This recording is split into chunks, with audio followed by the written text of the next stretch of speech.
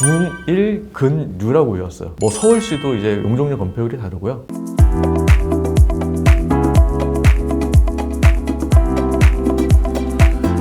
상업지는 예전에 제가 공인중개사 공부만 할 때라도 중1 근유라고 외웠어요. 중심상업지역, 일반상업지역, 근린상업지역, 유통상업지역, 중1 근유 이렇게 외웠는데 중심상업지역이 가장 용적률 건폐율이 가장 좋아요. 그래서 중심상업지역은 용적률이 1000%예요. 용적률이 1000%라고 하는 건 땅이 100평이면 지상으로 1000평까지 오를 수가 있는 거죠. 진짜 여기는 개발을 많이 해야 된다라고 하는 데는 중심상업지역으로 보통 해놓고요. 그리고 근린상업지역, 유통상업지역. 유통상업지역은 이제 유통단지 있는 쪽에다 해주는데 뭐 유통상업은 근린상업은 그렇게 많지가 않아요. 그리고 만약에 그 중심상업지역이 용적률이 1000%인데 4대문 안에 있다라고 하면은 800%로 줄어들어요. 용적률이 4대문 안에 근린상업지역, 뭐 유통상업지역 있다라고 하면 거기는 500%로 줄어들어요. 그러니까 4대문 안은 개발을 조금 덜해라. 같은 서울시 지역이지만 개발을 조금 덜하는 지역으로 된 거죠. 경관을 위해서인가요? 무분별하게 막 올릴 수도 있고 하니까. 예, 그런 거를 방지하기 위해서 이제 이쪽은 상업지역을 뭐 중점적으로 지어라. 이쪽은 일반적인 상업지역이 만들어지고 도시 설계하기 위해서 이제 종을 다 세분화한 거죠. 종 세분화가 언제 된지 아시나요? 그거 저는 모르겠어요. 동세 분한? 예, 종세분화라고 하는 게 있는데 그건 2003년 7월 달에 종세분화를 했는데요. 종세분화는 예전에는 그냥 상업지역이었어요. 주거지역도 그냥 주거지역. 1종 뭐 일반 주거지역, 2종 일반 주거지역 뭐 이런 게 없었어요. 그냥 주거지역. 근데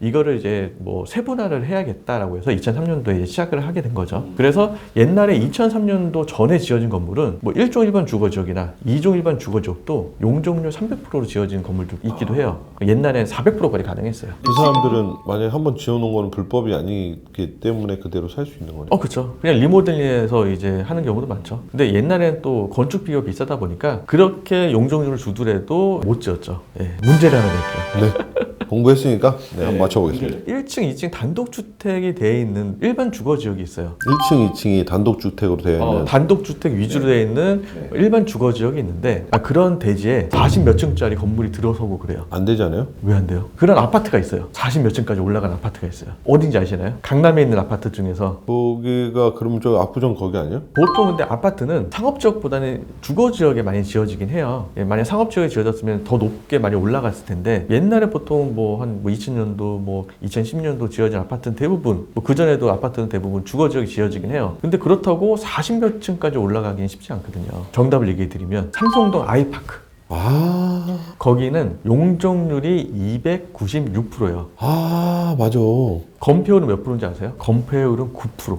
그래요? 예, 건폐율 9%에 이제 용적률을 거의 300%까지 이제 해놓은 거죠. 대박이다. 예, 그래서 거기는 녹지도 많고 뭐 연예인들도 많이 살았잖아요. 지금도 뭐 연예인들도 많이 살고 있으니까. 그게 거기죠? 코엑스에서 언덕베이 쪽으로 가는. 예, 맞아요. 그죠? 예, 우측에 있는. 예, 46층까지 돼 있어요. 뭐 서울시도 이제 용적률 건폐율이 다르고요. 뭐 시마다 다 달라요. 만약에 내 땅이 100평이다라고 하면은 사업지 있으면 좋겠다. 왜냐면 이제 그만한 효용 가치가 더 있으니까. 같은 뭐 땅이라도 완전히 뭐 가치가 다르네요. 그렇죠. 그래서 제가 지금 이번 시간에는 뭐 상업지에 있다고 하더라도 어떻게 지을 수 있는지 박찬호 건물처럼 이제 뭐 그 당시에는 이제 13층, 4층으로 지었지만 지금은 이제 좀 달라졌다라고 하는 거를 좀 얘기해 드리고 싶고요. 그 용적률 건폐율에 따라서 사이즈가 어떻게 지어질 수 있는지에 대해서 한번 알아봤습니다. 근데 제일 신기했던 게 노선 상업지역 요거 좀 재밌었어요. 예. 처음 들어보고 들어도 조금은 어려워요. 도로에서 12m까지? 예. 거기에 포함된 내 땅이 있다. 그럼 거기까지는 상업지역이고 그렇죠. 나머지는 주거지역이다. 대부분 그렇죠. 그럼 애초에 그건 원래 뭐였죠? 도로가 설계가 안 돼 있을 땐. 처음에는 아마 주거지역이 있을 거예요. 이쪽을 이제 노선상업지역으로 대로변 위주로 해서 이제 개발을 하라라고 해서 오히려 원래 상업지역처럼 이렇게 딱 돼 있었는데 그거를 그렇게 쪼갰으면 불만이 많을 텐데. 그렇죠. 주거지역에서 뭔가 어쨌든 12m 내에 있었던 사람들은 뭐 좋은 거네요. 그렇죠. 그래서 이제 노선상업지역이 지금 강남 같은 경우는 도산대로 이정재, 정우성이 산 건물도 이제 도산대로변에 있거든요. 그러니까 노선상업지역 12m 띠까지는 이제 상업지역이고 그 뒤쪽은 이제 3종 일반 주거지역이고요. 그리고 언주로가 노선상업지역이에요. 아마 그런 건물 가시면 상업지역이어서 높은 것 같으면서도 생각보다 낮네라고 생각될 수 있어요. 왜냐하면 해외란노처럼 그렇게 대규모로 건물들이 높질 않거든요. 노선 상업 지역이어서 그렇다고 이제 3종 일반 주거 지역처럼 그렇게 낮지도 않고. 그러니까 예전에도 보면은 도로변이 막 되게 넓고 이런데 옆에 빌딩 막 올라가 있고 그 뒤에도 막 올라갈 것 같은데 안 올라가져 있고 탁 낮아. 오늘 좀 재밌었던 거. 아 그래요?